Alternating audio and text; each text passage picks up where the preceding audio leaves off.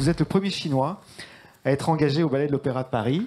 Je crois qu'il y a 1 ou 2 sélections par an, c'est ça? Ça dépend des années. Ça dépend des années. Vous avez une histoire et des talents. On verra si on parle de motivation ou de détermination. Vous allez nous le dire. Racontez-nous le début de votre histoire, Shun. Donc, bonsoir à tous. Je suis né à Hong Kong et je suis venu en France à l'âge de 14 ans pour rejoindre l'école de danse de l'Opéra de Paris, puisque j'étais très passionné de la danse et je voulais absolument devenir danseur professionnel et dans une compagnie prestigieuse telle que celle du Ballet de l'Opéra. Donc je suis venu à 14 ans, j'ai fait l'école de danse pendant 4 ans et à la suite de ces 4 années à l'école de danse, je suis rentré dans le Ballet de l'Opéra en 2015. Vous avez tout quitté à 14 ans, tout seul? Oui. Vous étiez, vous le dites vous-même, hein, donc vous étiez mauvais élève. Vous avez été un petit peu meurtri par les mots sévères de votre maître d'école. Vous avez trouvé une famille d'accueil en France? Oui. À 14 ans. Et donc, effectivement, vous l'avez dit, vous vouliez devenir danseur et faire partie des meilleurs. C'était votre motivation, vous allez nous le dire. Vous avez intégré en 2011 l'école de danse de l'Opéra national de Paris. En 2015, vous êtes engagé dans le corps de ballet de l'Opéra national de Paris. En 2018, vous me dites si je me trompe, vous avez le prix spécial d'interprétation au concours de Varna. Et puis, tout s'arrête du jour au lendemain. Oui, comme le vivent beaucoup de sportifs et de danseurs, je me blesse en 2021. Donc auparavant, j'ai déjà eu beaucoup de blessures en pratiquant la danse, quand j'étais élève, mais aussi en tant que danseur. Mais en 2021, c'était une blessure assez grave et la plus grave que j'ai eue dans ma carrière depuis que j'ai commencé la danse. Et c'était juste avant un concours important. Et puis, c'est le confinement qui est arrivé? Le confinement est arrivé avant. Avant? D'accord. Avant la blessure? Avant la blessure, d'accord. Tout à fait. L'isolement, du coup, du confinement, comme chacun d'entre nous? Oui. L'isolement, une période aussi assez particulière pour tous les danseurs, puisqu'on était, donc, comme vous tous peut-être, confinés chez soi et pendant de longs mois, on n'a pas pu continuer la danse, s'entraîner. Et donc après, j'ai repris et ensuite, je me suis fait mal. Voilà, dans l'ordre. Donc, ce moment du confinement a été quand même, et de cette blessure, certainement, a été un moment de déclic pour vous, Shun. Vous avez effectivement... je l'ai dit tout à l'heure, été accueilli par une famille que vous qualifiez, vous me l'avez dit vous-même, d'exceptionnelle, à l'âge de 14 ans en France. Et puis vous prenez une décision à un moment de votre carrière, laquelle?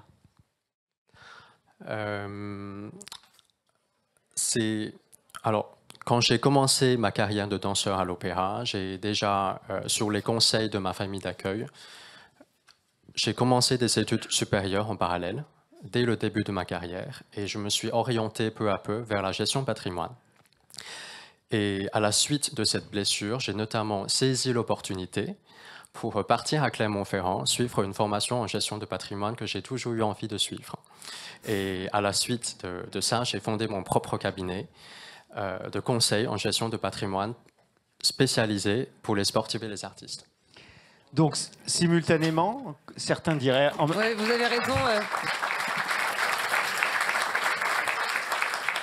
Certains diraient en même temps, vous continuez votre carrière de danseur, hein, puisque vous venez d'arriver de l'opéra, et vous avez votre cabinet de gestion de patrimoine, vous faites de l'épargne, mais aussi de la prévoyance. Hein. Je sais que certains cabinets de gestion de patrimoine sont très attachés à cette notion de prévoyance, dédiée donc aux artistes et aux sportifs de haut niveau. Vous menez de front ces 2 activités, comment ça se passe?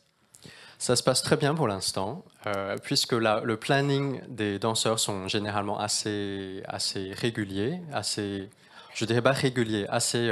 prévisible. Peut-être contraignant, plutôt. Donc, puisqu'on est une compagnie, et dans un corps de ballet de 154 danseurs, nous avons des plannings assez précis. Et dans les moments, par exemple, entre 2 répétitions avant un spectacle, là où j'ai le temps de travailler, je me consacre donc à mon autre activité de conseil en gestion de patrimoine, en faisant par exemple quelques souscriptions en coulisses avant un spectacle. Vous switchez comme ça aussi facilement de l'entraînement à de la vente de produits d'assurance Sans vie ou problème autre? pour l'instant. Sans problème pour l'instant. Et en même temps, l'autre activité que j'exerce à mon compte permet une flexibilité totale. Donc c'est pour ça que pour l'instant, ça se passe plutôt bien. Mais pardon, mais vos partenaires à la danse, ils vous regardent comment? Ils ont souscrit? Il est vrai que naturellement, j'ai des échanges avec mes autres collègues danseurs et mes partenaires, notamment sur la préparation de l'après-carrière, sur la gestion de leur épargne collective à l'opéra. Ça fait beaucoup de clients en perspective, ça. Donc c'est vrai qu'à la cantine, on me sollicite parfois sur des sujets liés à la gestion de l'épargne, etc. Donc vous conciliez très bien pour l'instant ces deux métiers, ces deux passions, non? C'est deux challenges différents, ces deux passions? C'est 2 passions. Donc la danse, j'étais très passionné dès le départ quand j'étais à Hong Kong. Et c'est devenu un métier il y a quelques années. Et aujourd'hui, je suis très passionné par la gestion de patrimoine. C'est vrai. Et notamment quand j'ai été à Clermont-Ferrand, j'ai vraiment découvert ce métier que C'est le rêve que vous j'apprécie. avez fait, hein? Oui, que j'apprécie énormément. Et aujourd'hui, je suis très heureux de pouvoir être utile et de pouvoir aider les artistes. Et j'estime que ce sont des personnes qui ont vraiment besoin d'accompagnement sur ces matières-là. Bon, ce soir, apparemment, vous ne trouverez pas de grands sportifs, hein. Des artistes certainement, des assureurs encore plus. Donc, je pense que vous pourrez discuter avec eux tout à l'heure quand on présentera dans quelques instants le palmarès des talents de l'assurance. Donc, vous avez surmonté quelques difficultés, hein, on peut le dire d'une certaine façon. Vous avez cette double histoire professionnelle avec cette double passion. Ça, c'est incroyable. C'est vraiment un beau message. Sans faire de conclusion hâtive, Shwoon, qu'est-ce qui a compté principalement dans ce début de parcours? Parce que vous êtes encore jeune, vous avez quel âge?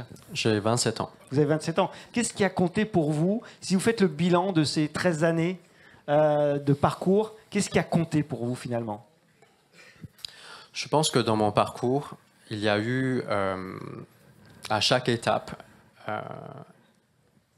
des personnes, peut-être dans mon entourage ou peut-être moi-même, qui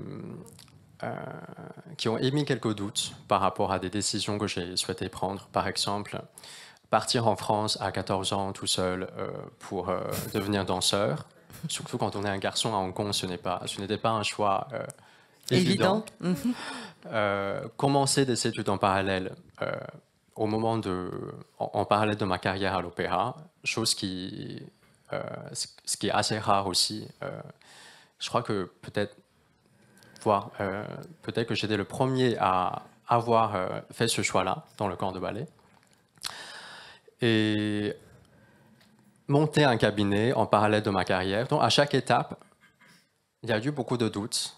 Et vous avez eu beaucoup de doutes? Moi-même et aussi mon entourage peut-être. L'entourage plus? L'entourage, oui. Des gens qui me disaient, par exemple, que ce n'était pas fait pour moi, que ce n'était pas une bonne idée, que je n'y arriverai jamais.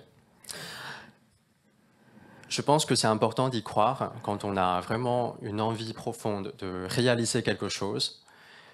Et cette envie nous emmène d'une manière ou d'une autre à trouver les moyens pour réaliser ses passions et ses envies profondes. Ça s'appelle comment? C'est un peu le dépassement de soi ou le dépassement de ce que pensent les autres de soi-même? Dépassement de soi, certes. Certaine détermination aussi pour surmonter les difficultés et les obstacles. Et la confiance.